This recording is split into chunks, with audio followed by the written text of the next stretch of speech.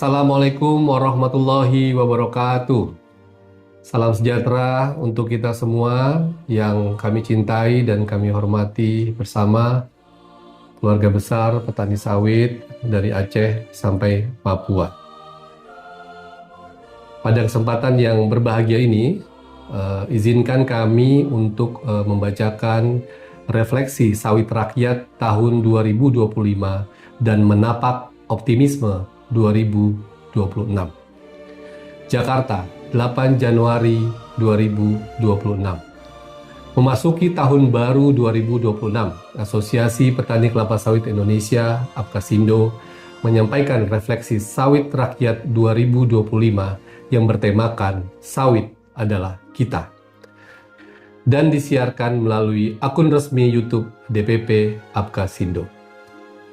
Dalam kesempatan yang berbahagia ini, saya, Sekretaris Jenderal DPP APKASindo, didampingi langsung oleh Ketua Umum APKASindo Dr. Gulat Medali Emas Manurung, mengulas kembali pencapaian peran APKASindo sebagai wadah perjuangan petani kelapa sawit Indonesia, baik petani swadaya maupun petani sawit bermitra, yang mempunyai tujuan utama meningkatkan daya saing perkebunan sawit rakyat guna mewujudkan produktivitas, kesejahteraan, keberlanjutan, dan kesetaraan petani kelapa sawit Indonesia.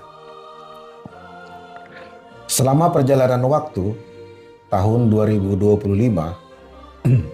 APKASindo mencatat berbagai kinerja sawit Indonesia dan beberapa isu penting yang berdampak kepada kesejahteraan petani sawit Indonesia. Sebagai berikut, harga CPO dan harga TBS petani sawit. Berdasarkan data yang dihimpun oleh Sekretariat DPP APKASindo, rata-rata harga CPO internasional Rotterdam sepanjang tahun 2025 adalah sebesar Rp20.637 per kilogram. Hal ini menunjukkan kenaikan sebesar 19,65% jika dibandingkan dengan harga rata-rata CPO pada tahun 2024, yaitu sebesar Rp17.247 per kilogram. Harga Rotterdam tertinggi terjadi pada bulan Maret 2025, yaitu mencapai Rp22.712 per kilogram, dan terendah pada bulan Mei 2025 sebesar Rp17.980 per kilogram. Untuk melihat grafik daripada harga CPO, 3 rujukan daripada DPP APKASindo tersebut dapat dilihat pada gambar. Harga CPO Rotterdam tersebut berdampak terhadap kenaikan rata-rata harga CPO di Indonesia, di mana sesuai rujukan Peraturan Menteri Pertanian Nomor 13 Tahun 2024 tentang pembelian tandan buah segar produksi pekebun mitra atau petani sawit yang bermitra, harga CPO Rotterdam tersebut berdampak terhadap kenaikan rata-rata harga CPO di Indonesia, di mana sesuai dengan rujukan Peraturan Menteri Pertanian Nomor 13 Tahun 2024 tentang pembelian harga TBS petani bermitra, Indonesia memiliki harga CPO yang ditetapkan oleh 2 rujukan, yaitu adalah Bursa CPO Indonesia ACDX dan KPBN.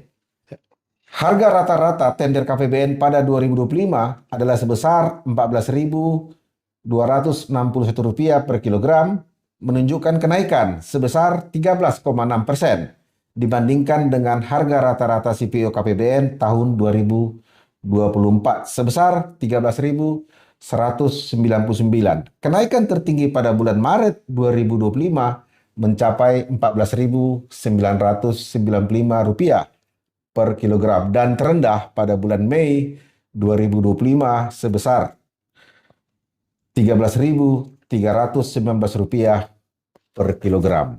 Harga rata-rata bursa CPO Indonesia ICDX pada tahun 2025 sebesar Rp14.077 per kilogram, menunjukkan kenaikan sebesar 5,72% dibandingkan rata-rata harga CPO ICDX tahun 2024 sebesar Rp13.372 per kilogram.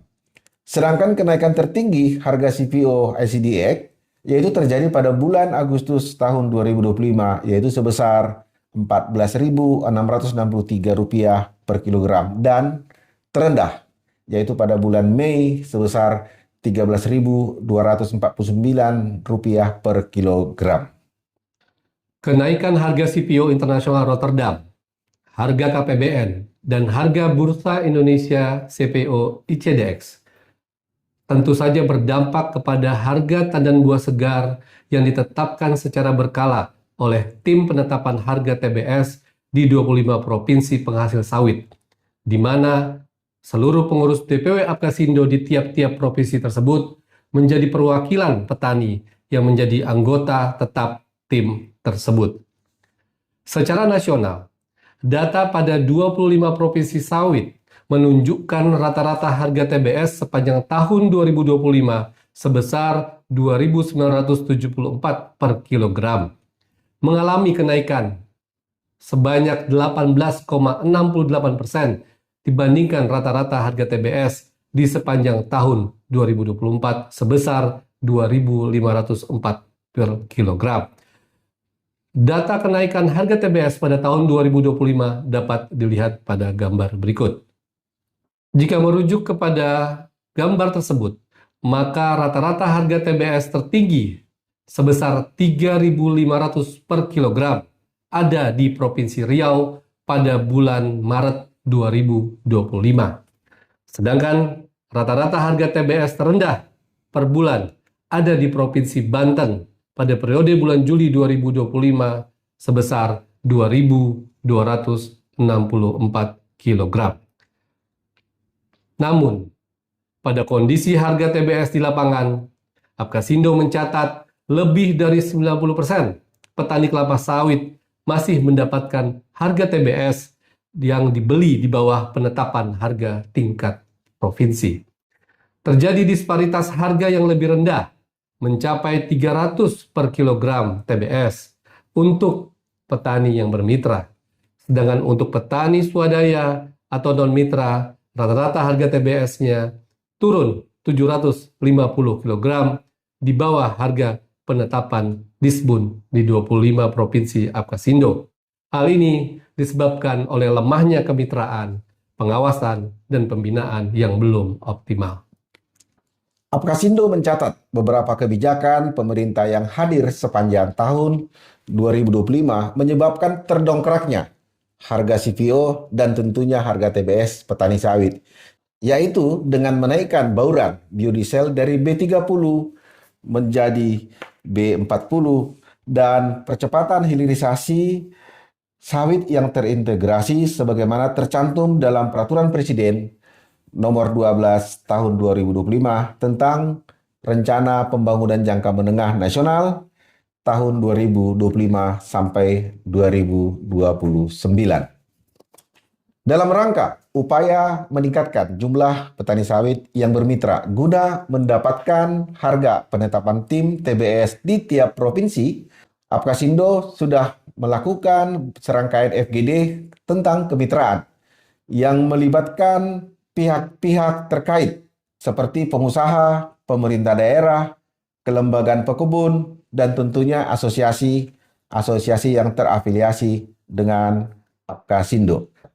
Sebagai contoh, saat ini Apkasindo dengan sangat intens melakukan koordinasi dengan pemerintah Kabupaten Damasraya untuk memitrakan beberapa KUD atau kelembagaan pekebun dengan perusahaan di mana KUD ataupun kelembagaan pekebun tersebut merupakan penerima dana peremajaan sawit rakyat dan saat ini sudah masuk fase tanaman menghasilkan. 2.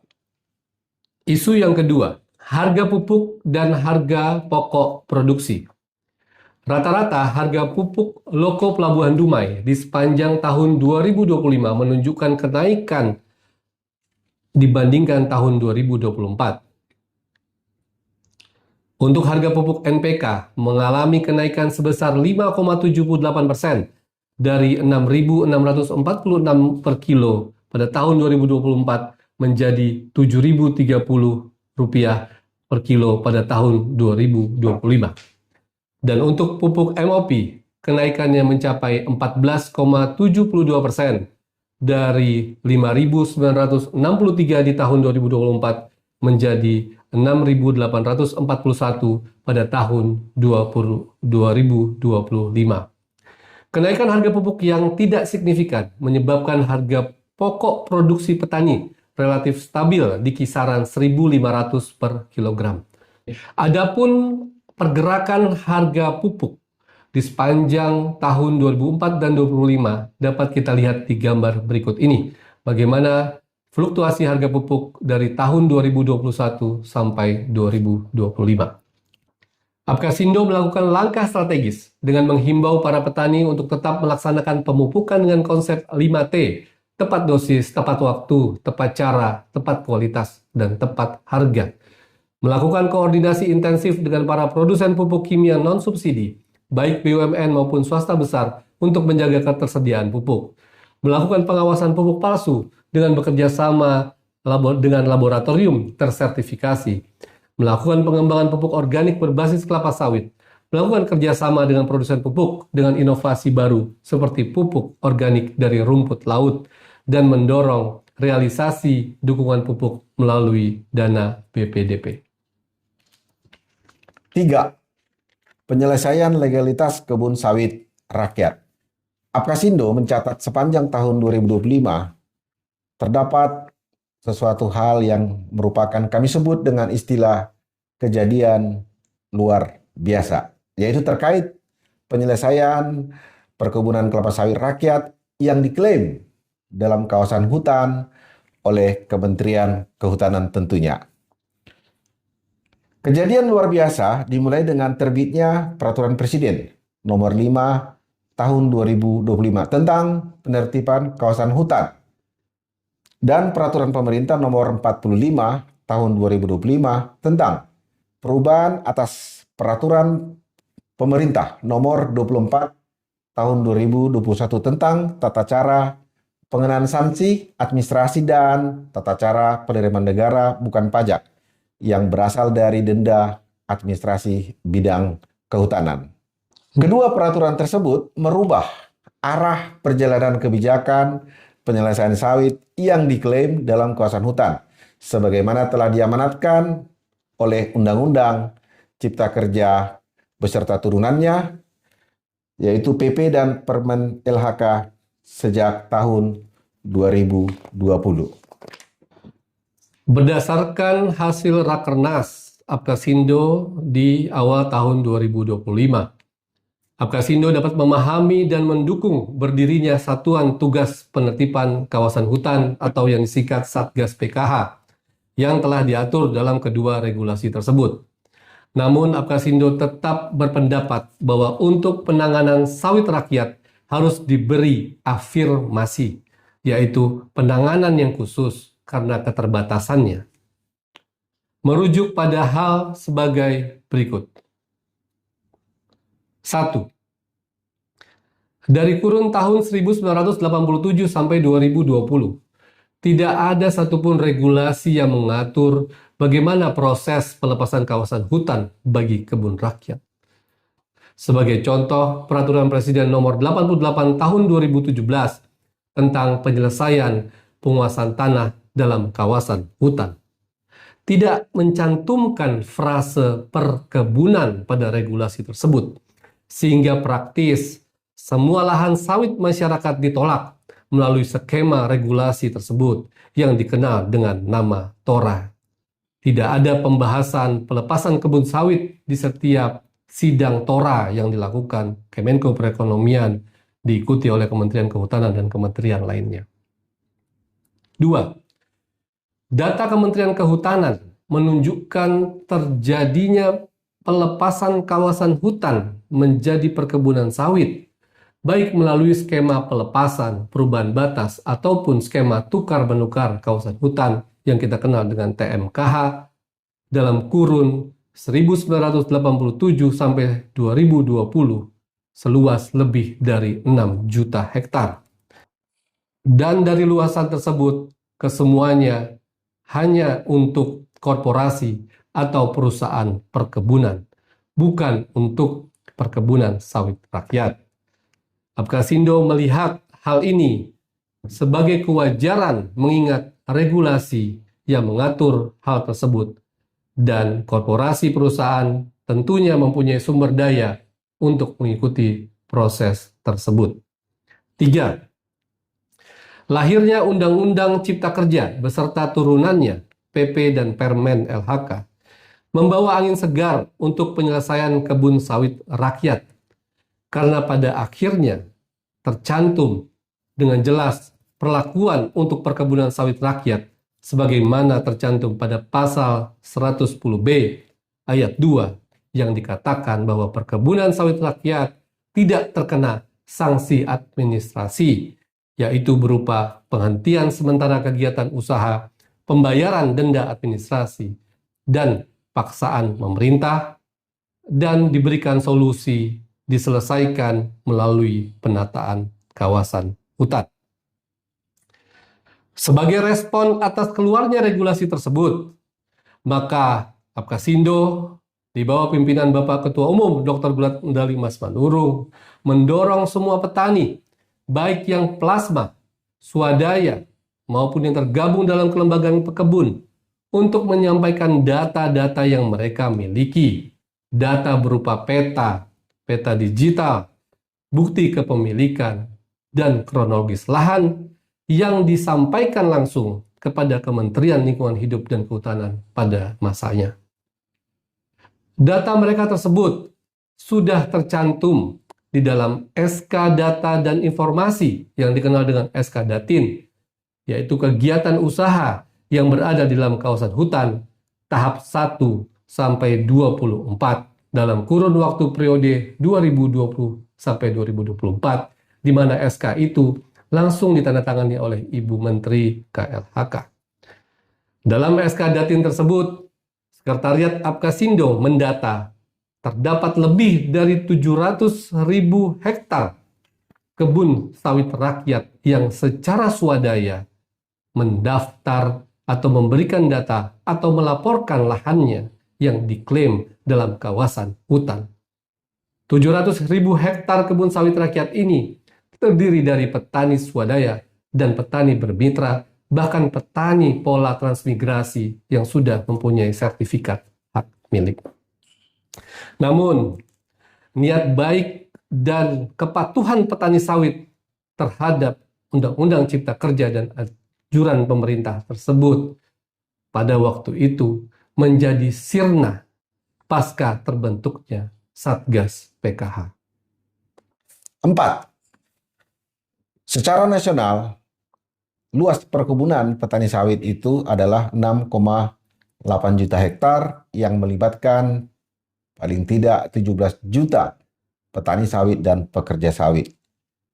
Data petani sawit itu bila kita merujuk kepada STDB, ternyata baru mencapai luasan paling tidak 40.000 hektar atau setara dengan 0,58% dari total luasan perkebunan sawit rakyat tadi, yaitu 6,8 juta hektar. Data ini berbeda dengan korporasi ataupun perusahaan perkebunan sawit, di mana perusahaan perkebunan yang sudah terkompilasi pada Sistem Informasi Perizinan Perkebunan atau SIPEREBUN sudah hampir mencapai 100%.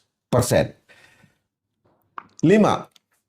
Tipologi perkebunan sawit rakyat dan kemitraan yang beragam dimulai dengan petani pola inti plasma atau PIR, KKPA, revitalisasi perkebunan, FPKM 20%, dan kemitraan bentuk lainnya. Dan tentunya petani swadaya, baik yang tergabung dalam kelompok maupun tidak bergabung ataupun secara mandiri. 6. Tipologi kronologis penguasaan dan kepemilikan sawit rakyat yang beragam dalam kawasan hutan, seperti dalam bentuk SHM, SKGR, SKT atau surat ulayat, dan tentunya ada yang disebut dengan surat warisan. 7. Dampak yang dirasakan oleh petani sawit meliputi kegagalan mengikuti peremajaan sawit rakyat atau PSR, bantuan sarana dan prasarana, terhambatnya dan lambatnya sertifikasi ISPO, akses perbankan, serta ketakutan dikarenakan kegiatan penertiban.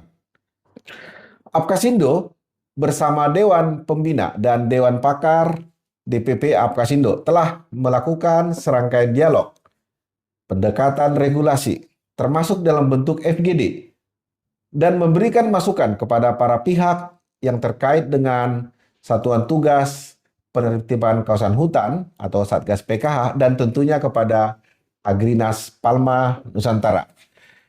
Penegasan DPP Apkasindo tetap sama sejak awal diterbitkannya Perpres 5 tahun 2025, yaitu untuk perkebunan sawit rakyat supaya diberikan jalur afirmatif atau penanganan khusus karena dengan segala keterbatasan kami petani sawit, yang mana yang terkait klaim sepihak oleh Kementerian Kehutanan yang disebut dengan kawasan hutan.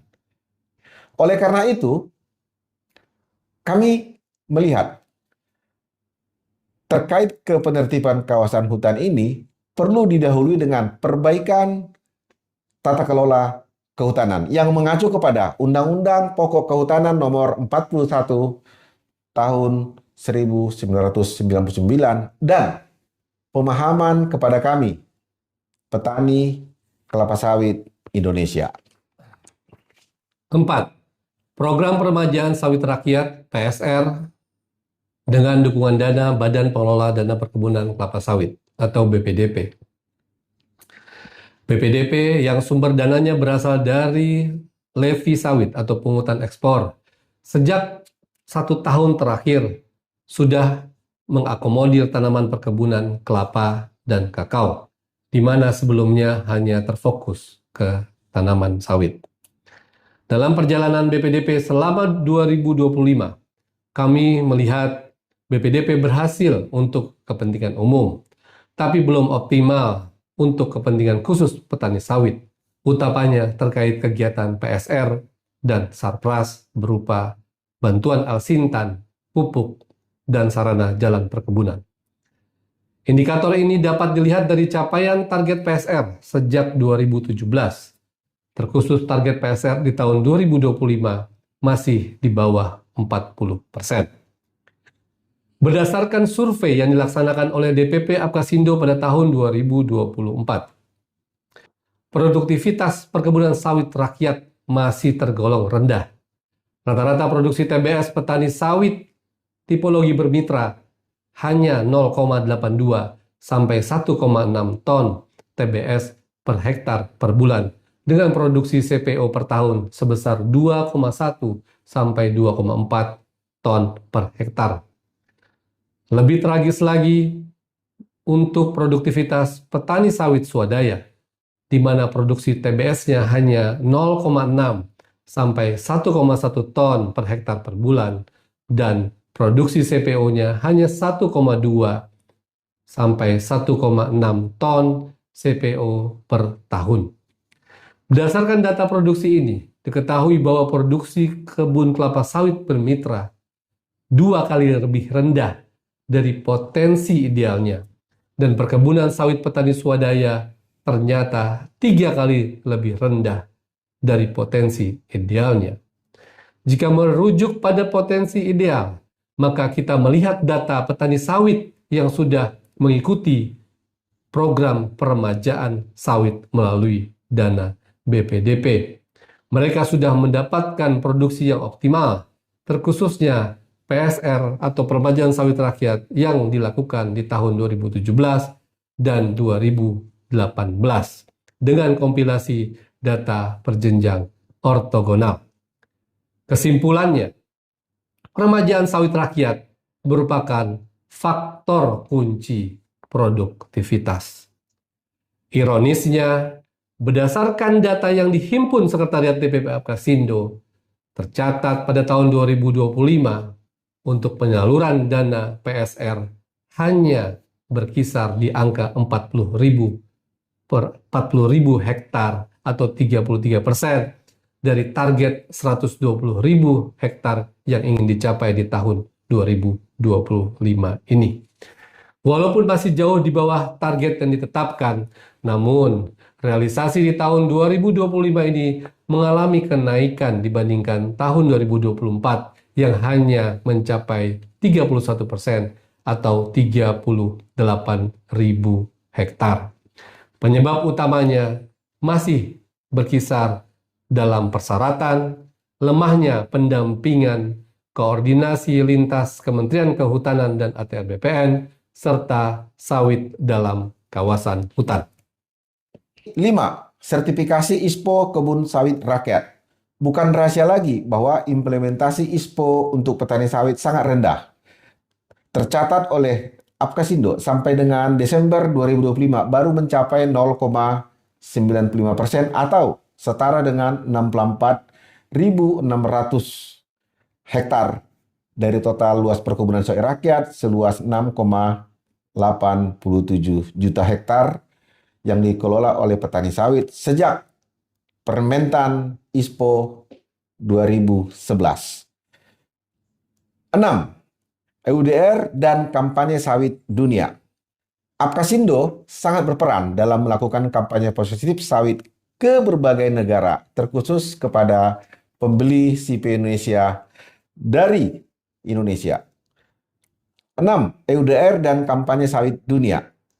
Apkasindo berperan dalam melakukan kampanye positif sawit ke negara-negara, terkhusus negara pembeli sawit Indonesia. Atas dukungan BPDP, Kemenko Ekonomi, dan CPUPC, Apkasindo sudah menjadi bagian penting dari tim diplomasi sawit internasional dan hasilnya sangat memuaskan dan membanggakan Indonesia di mata dunia. Para petani sawit di seluruh Indonesia yang sangat kami hormati, itulah dia refleksi sawit rakyat di tahun 2025. Dalam rangka menapak optimisme sawit Indonesia di tahun 2026. Selaras dengan amanat para pendiri bangsa, sesuai pasal 33 Undang-Undang Dasar Negara Republik Indonesia tahun 1945, kelapa sawit termasuk sumber daya alam strategis yang menguasai hajat hidup orang banyak. Industri kelapa sawit berperan penting dan berkontribusi dalam ketahanan nasional melalui Astagatra, Astacita, dan RPJMN 2025-2029 yang meliputi swasembada pangan, swasembada energi, ekonomi berdikari, membangun dari desa, penciptaan lapangan kerja, hilirisasi, serta sebagai instrumen geopolitik dan geoekonomi pada tingkat global. Namun, saat ini, industri kelapa sawit masih menghadapi tantangan berupa ketimpangan penguasaan lahan, produktivitas yang rendah, kesejahteraan pekebun sawit yang masih jauh dari harapan, penerimaan negara yang tidak optimal, kebijakan dan kewenangan yang terfragmentasi, koordinasi lintas kementerian atau lembaga yang masih lemah, sampai dengan tekanan internasional terkait isu keberlanjutan dan deforestasi. Apabila tantangan tersebut tidak diselesaikan, maka tatanan masyarakat dan stabilitas nasional pasti terganggu. Di sepanjang tahun 2025, Apkasindo mendorong penuh terciptanya tata kelola sawit yang lebih baik, yang kesemuanya menjawab tantangan industri sawit nasional serta bermuara pada kesejahteraan masyarakat dan optimalisasi penerimaan negara. Fokus Apkasindo di tahun 2026 ini adalah percepatan huluisasi, artinya optimalisasi sektor hulu yang jauh tertinggal dari sektor hilir. Penguatan sektor hulu dan tata kelola menjadi kunci dari suksesnya hilirisasi sawit yang dicanangkan Presiden Prabowo pada RPJMN dalam rangka pertumbuhan ekonomi 8%. Selain daripada itu, bencana alam Sumatera juga telah menjadi cermin untuk mengevaluasi semua sektor perkebunan sawit Indonesia. Meskipun berbagai pusat data dan audiovisual sudah memberikan gambaran bahwa perkebunan sawit bukanlah penyebab dari kejadian bencana alam Sumatera. Namun, kejadian bencana tersebut patut menjadi bahan pertimbangan dan renungan untuk kita semua agar tata kelola sawit Indonesia menjadi lebih baik. Bapak Ibu petani sawit dimanapun berada, kementerian, lembaga terkait sawit, pemerhati sawit, akademisi, bahwa penguatan sektor hulu dan tata kelola yang dimaksud sebagaimana dijelaskan oleh Bapak Sekjen tadi antara lain. Yang pertama atau A, revitalisasi kelembagaan sawit dalam rangka harmonisasi kebijakan dan penguatan tata kelola hulu dan hilir kelapa sawit secara terintegrasi. B, data tunggal kelapa sawit nasional sebagaimana hasil konsolidasi seluruh data sawit dalam satu sistem terpadu. C, bursa tunggal CPO untuk mendapatkan harga acuan yang adil, kredibel, dan akuntabel.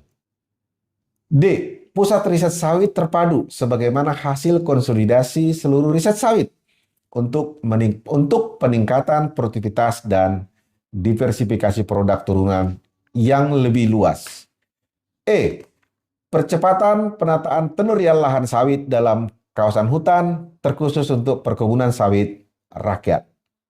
F, percepatan program peremajaan sawit rakyat. Sarpras, sumber daya manusia, dan tentunya STDB. G, percepatan kemitraan petani sawit dan FPKM 20%. H, penguatan kelembagaan pekebun dan hilirisasi.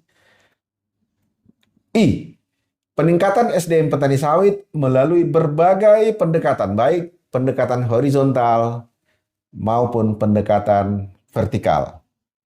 Z, implementasi teknologi AI dan otomatisasi sektor perkebunan sawit khususnya yang terkait dengan perkebunan sawit rakyat. Untuk poin A sampai Z ini, DPP Apkasindo sejak 2 tahun terakhir sudah menginisiasi untuk didirikannya Badan Otoritas Sawit Indonesia atau BOSI atau badan sejenis yang memiliki daya laksana tinggi dalam mengintegrasikan industri sawit dari sektor hulu, hilir sampai ke turunan-turunannya. Badan ini akan bertanggung jawab langsung kepada Bapak Presiden Republik Indonesia. Terkait badan ini, berbagai kajian akademis, FGD, konsultasi dengan lintas kementerian dan pelaku usaha telah kami lakukan. Dan kesemuanya mempunyai keselarasan pandangan urgensi optimalisasi tata kelola sawit Indonesia dengan mengedepankan kepentingan nasional, berkeadilan, dan sebagai upaya mengkonsolidasikan kekuatan bangsa. Hal ini dapat dicapai melalui pembuatan satu kelembagaan atau badan yang mampu mensinergikan tata kelola sawit secara terpadu hulu hilir, melakukan harmonisasi tumpang tindih peraturan dan kebijakan, governance, dan ekosistem, meningkatkan produktivitas dan optimalisasi penerimaan negara, memperbaiki tata niaga, hilirisasi market dan riset, kampanye positif, dan diplomasi perdagangan di pasar strategis. Pembentukan Badan Otoritas Sawit Indonesia atau badan sejenis ini sangat penting untuk menjaga sawit sebagai komoditas strategis dalam pembangunan nasional, serta tercapainya pertumbuhan ekonomi yang tinggi dan memberikan manfaat sebesar-besarnya untuk kemakmuran rakyat.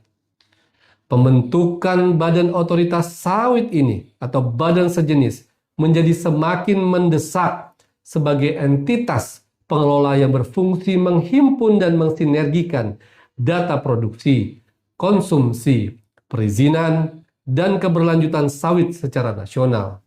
Lembaga ini dapat merespon cepat dinamika geopolitik global, sekaligus memastikan konsistensi kebijakan untuk mendukung transisi industri sawit dari komoditas ekspor menjadi pilar strategi ketahanan energi dan pangan nasional.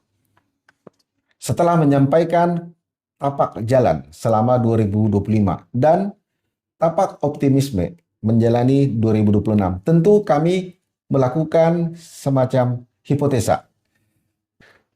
Bagaimana jika optimisme ini gagal? Maka kami menyampaikan 5 kemungkinan. Yang pertama, program kemandirian energi dan kemandirian pangan akan terganggu dan bias karena sistem pendataan yang akan mengorkestra debit kredit sawit Indonesia menjadi kata kuncinya. 2. Produktivitas dan produksi nasional stagnan, bahkan cenderung menurun. Dan apabila kita melanjutkan ke B75, Indonesia berpotensi menjadi importir minyak sawit untuk memenuhi kebutuhan kemandirian energi. 3. Kebermanfaatan sawit Indonesia kepada penerimaan negara berupa devisa ekspor, bea keluar, pungutan ekspor, PPN, PPh badan, dan penghematan PPN menjadi tidak optimal. 4. Target pertumbuhan ekonomi 8% sebagaimana dicanangkan oleh Bapak Presiden akan terganggu. Kelima, sawit Indonesia akan dikendalikan oleh produsen minyak sawit lainnya. Demikian disampaikan refleksi sawit rakyat tahun 2025 dan menapak optimisme 2026 sebagai bahan pertimbangan pemangku kebijakan stakeholder sawit Indonesia untuk menjamin kesejahteraan 17 juta petani dan pekerja sawit serta keluarganya. Untuk mendorong ekonomi Indonesia, sentral-sentral perkebunan sawit di desa-desa, dan tentunya untuk Indonesia Emas pada tahun 2045. Demikian, salam hormat kami, petani sawit Indonesia, Apkasindo. Salam kemandirian pangan serta energi. Salam merdeka.